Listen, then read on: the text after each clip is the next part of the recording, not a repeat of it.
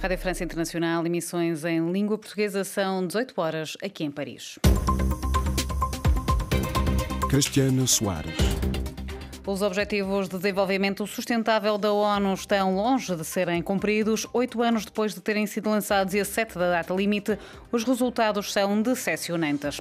Arrancou hoje o ano letivo em Cabo Verde com a Semana Cívica dedicada ao tema Ação Climática. No controle técnico desta emissão está Moussad Chili e o jornal começa agora. Praia 99.3 FM.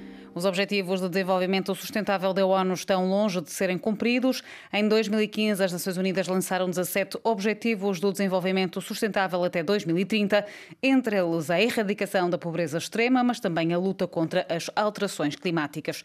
A 7 anos da data limite, estes objetivos mostram-se cada vez mais inatingíveis. Catarina Falcão. Esta semana começa em Nova Iorque a Assembleia Geral das Nações Unidas, onde a agenda se vai virar não só para os Objetivos do Desenvolvimento Sustentável, mas sobretudo para alterações climáticas e os fenómenos climáticos extremos que têm feito milhões de vítimas nos últimos anos. Também a guerra na Ucrânia vai estar no centro das atenções, com Volodymyr Zelensky a falar na terça-feira à Assembleia Geral e na quarta-feira no Conselho de Segurança, onde a Rússia é membro permanente e onde estará sentado Sergei Lavrov, ministro russo dos Negócios Estrangeiros. 8 anos depois de as Nações Unidas terem lançado um apelo global para mudar o mundo até 2030, os resultados são decepcionantes. Quem o diz é Amina Mohamed, vice-secretária-geral da ONU, aos microfones da RFI. We're 7 years late. We made promises in 2015, we have not kept them. Amina Mohamed afirmou que destes Objetivos do Desenvolvimento Sustentável, incluindo acabar com a fome, conservação do meio ambiente e menos disparidade entre países do mundo, apenas 15% foram alcançados até agora. Segundo um relatório da Unicef sobre o bem-estar das crianças no mundo, 11 países que detêm 6% da população infantil mundial, cerca de 150 milhões de crianças, atingiram 50% dos objetivos destinados aos mais pequenos, mas a este ritmo, em 2030, apenas 60 países vão conseguir lá chegar, o que deixa de lado 1,9 mil milhões de crianças e 140 Estados. Também nas alterações climáticas, os objetivos estão longe de ser cumpridos, com outro relatório publicado na semana passada a indicar que em 2030 cerca de 670 milhões de pessoas a nível global vão passar fome, muitas delas devido a fenómenos extremos como inundações e secas. Este fim de semana, ONGs ambientais de todo o mundo manifestaram-se em várias cidades contra a utilização de combustíveis fósseis, já a pensar na Cimeira de Ambição Climática das Nações Unidas. Em entrevista à RFI, Francisco Ferreira, presidente da Organização Ambientalista Portuguesa Zero, defende que o mundo precisa de ultrapassar rapidamente a queima de combustíveis fósseis. As associações de ambiente procuraram ser muito claras. E o próprio secretário-geral das Nações Unidas tem-no dito. É a queima dos combustíveis fósseis que nós temos que ultrapassar rapidamente. Usarmos a energia suficiente para aquilo que precisamos, mas precisamos de muito mais energia de fontes renováveis e não continuar a fazer os investimentos em extrair e considerar maiores quantidades que vemos em países da Ásia no que respeita ao carvão, em países do Médio Oriente no que respeita ao petróleo, a África e também o Médio Oriente, mas também a América do Sul, no que respeita ao gás natural. É realmente aqui uma inversão que, se nós não tivermos, as consequências que estão cada vez mais visíveis com 2023 quase já certo como sendo o ano mais quente desde que há registros, nós temos que realmente perceber que já não há margem para este planeta em ebulição. O secretário-geral das Nações Unidas já nem tem palavras para alertar para aquilo que se está a passar e nós realmente temos que ser objetivos naquilo que são as metas de cada um dos países. As palavras de Francisco Ferreira, da ONG Zero, entrevistado por Neide Ribeiro. A Zero que se manifestou este fim de semana em Nova Iorque, nos Estados Unidos.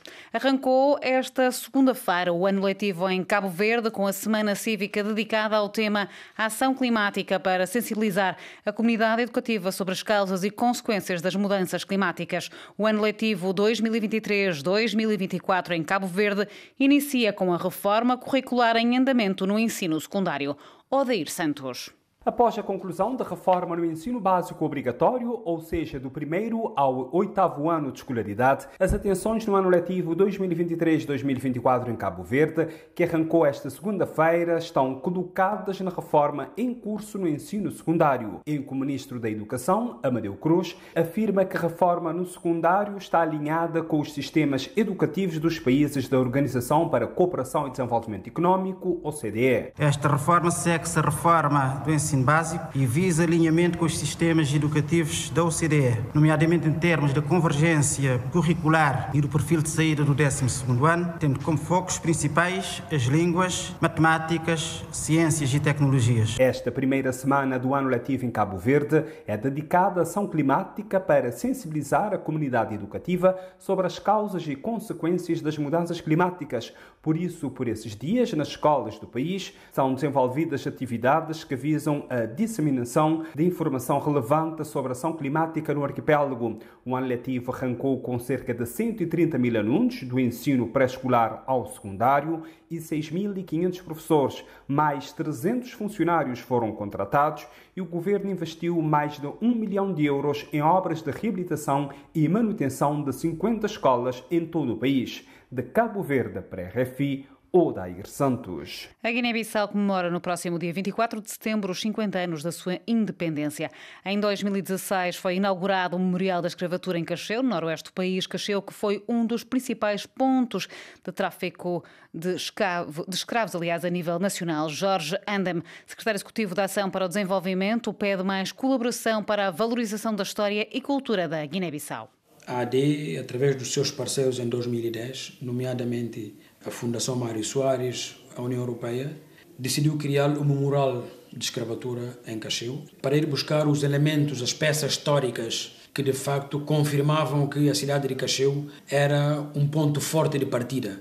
Daí conseguimos recolher alguns instrumentos, alguns materiais que testemunhavam esses elementos da história.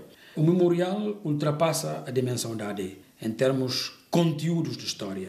É um memorial que merece ser valorizado, que merece ser acarinhado, porque traz cá para cima o facto historial da Guiné-Bissau, da África e do mundo inteiro.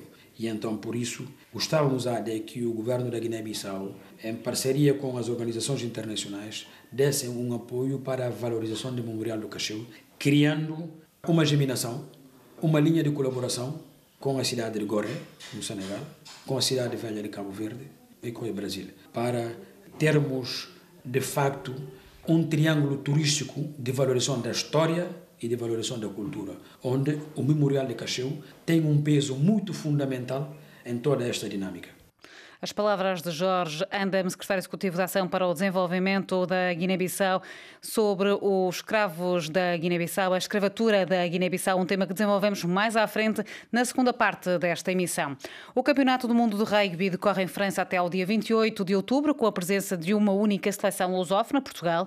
Na estreia, os Lobos foram derrotados pelo país de Gales por 28-8. Em entrevista à RFI, José Lima, internacional português, falou da emoção de participar pela primeira vez no Mundial e apontou já as baterias para o próximo jogo frente à Geórgia. Foi ótimo, foi uma sensação fantástica de poder jogar este primeiro jogo. Claro que queremos sempre mais, há sempre erros pessoais que queremos corrigir, mas acho que estou tudo satisfeito com a minha prestação e muito feliz por ter realizado hoje aqui um sonho. Foi especial o hino no Mundial? É sempre especial cantar o hino. Eu ainda por cima estou há 12 anos fora do país e essa saudade, sempre canto o hino, vem ao de cima, e ainda mais hoje, que foi o culminar de tantos anos de esforço e dedicação a esta seleção, e há um sonho tornado realidade, e isso tudo torna que as coisas se tornem mais emocionais. E ouvir no estádio Portugal à lei, mostrando que os adeptos portugueses abafaram muitas vezes os galeses. Como é que foi? É verdade, somos um povo incrível. Em qualquer lado do mundo temos sempre imensos portugueses atrás de nós, e a verdade é que hoje eles prestaram-nos uma grande homenagem, e espero que nos próximos jogos assim seja também. Acho que muito do nosso resultado hoje vem do apoio das bancadas também, da motivação que eles trazem, e espero que assim continue o resto do Mundial. A Geórgia é o jogo a vencer. O que é certo é que todas as equipas é aquela que nós conhecemos melhor, é aquela que calhar se aproxima mais do nosso nível, mas acho que não, acho que vamos encarar a Geórgia como encaramos o país de Gales. Temos muito respeito pela Geórgia, é uma grande equipa, e acho que não é por ser a Geórgia ou o país de Gales ou a Austrália que nós vamos mudar aquilo que nós somos, e vamos sempre preparar os jogos da mesma maneira, e continuo a dizer, se houver uma oportunidade para ganhar um jogo, nós vamos agarrá-la com certeza. Era José Lima, internacional português, aqui entrevistado por Marco Martins. Portugal, que é a única seleção lusófona a participar no Campeonato do Mundo de Rugby, que decorre aqui em França até ao dia 28 de outubro. O próximo jogo de Portugal será frente à Geórgia, marcado para sábado, 26 de setembro, e vai decorrer em Toulouse, no sul de França, pelas 14 horas, hora local. E aqui o ponto final deste bloco informativo.